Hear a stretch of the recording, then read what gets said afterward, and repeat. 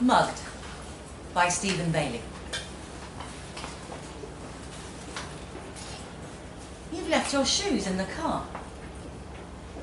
His surprise at the sight of her bare feet amused her.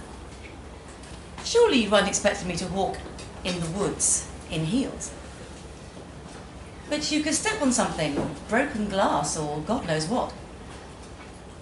She laughed at his mistrust of the outdoors and slipped away onto the trail. In his three-piece suit and clumsy Oxfords, he plodded along after her, on the watch for half-concealed roots that might send him sprawling. Over there should be fine. It was even more humid under the trees than on the trail. Though his shirt was sticking to him, in her yellow sundress, she couldn't have looked crisper, like a lily out for a lark. Warily, he inspected the fallen limbs for signs of beetles before lowering himself down beside her. Well, admit it. Wasn't this a good idea?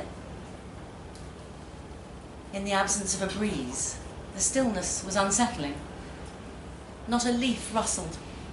Not a ripple disturbed the surface of the lake. But for the distant mutter of thunder, they could have been together in a painting. You're lucky I'm not a rapist. Her laughter, not the least of the reasons why he had hired her, was so musical that if there had been other picnickers in the vicinity, every head would have turned. I'm serious.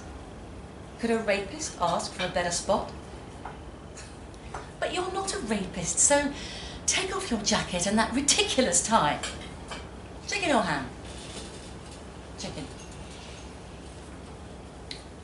Only after they'd finished the bottle of wine she brought with the sandwiches did he begin to appreciate her decision to kidnap him from the office. He put his arm around her. She leaned her head on his shoulder. For a moment they listened to the thunder come closer. You know what you feel like? No. What do I feel like? Home. She was quick to pounce on this reckless confession. You'll talk to her then? Really? Though the water was still sparkling below them, on the opposite shore a black cloud had surged up over the treetops. Long tendrils, skittish as live wires, dangled from it. I said I would, and I will. Now come on, unless you'd rather stay here and get hit by lightning.